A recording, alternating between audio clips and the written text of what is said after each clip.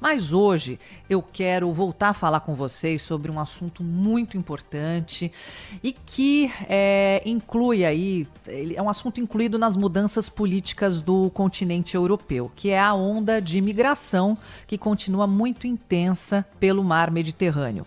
Só esse ano, mais de 400 pessoas já morreram tentando fazer a travessia. O número dessas travessias cresceu 300% em relação a 2022. E de acordo com a Agência Europeia de Guarda de Fronteiras, só em março, o número de imigrantes e refugiados que fizeram a travessia do mar Mediterrâneo aumentou 9 vezes em relação ao ano passado, com cerca de 13 mil pessoas. Na Europa toda, a agência detectou 54 mil entradas ilegais nos países do bloco. A Itália decretou, inclusive, estado de emergência essa semana, quando 2 navios com 1.200 pessoas ficaram à deriva por dias. E os resgates foram dramáticos. Com o novo decreto italiano, entre outras medidas, a decisão para deportação de ilegais fica mais rápida, além do apoio financeiro às áreas mais expostas à entrada de refugiados.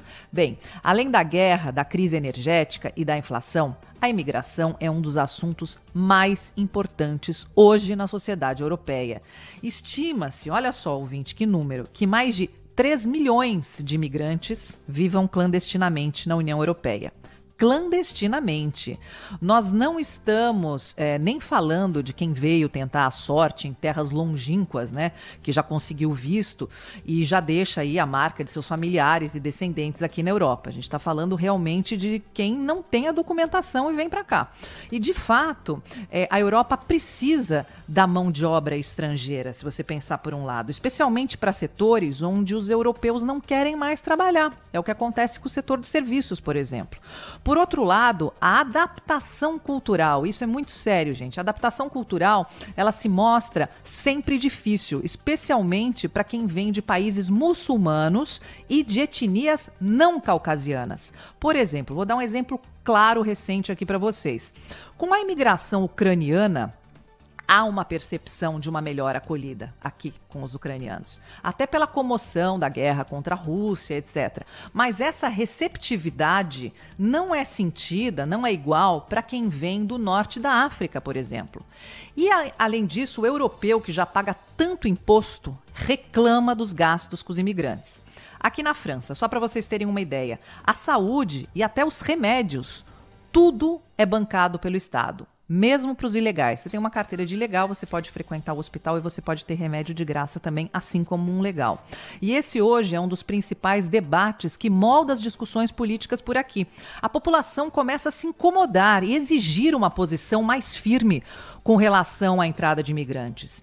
É um assunto, gente, muito delicado, muito difícil. A gente já falou por aqui que a Europa precisa da mão de obra estrangeira. Realidade ou não, a atual percepção da população pesa mais para o imigrante, né? Que o imigrante é mais como um peso para essa sociedade. E essa é a bandeira que tem sido hasteada por partidos que estão crescendo e ganhando as eleições aqui no continente europeu, como na Itália, como na Suécia, como na Finlândia, na Áustria, entre outros. Vocês se lembram qual foi um dos principais fatores do Brexit, né? Que hoje eles se arrependem, mas na época o que foi fundamental para que o Reino Unido deixasse a União Europeia foi justamente a imigração.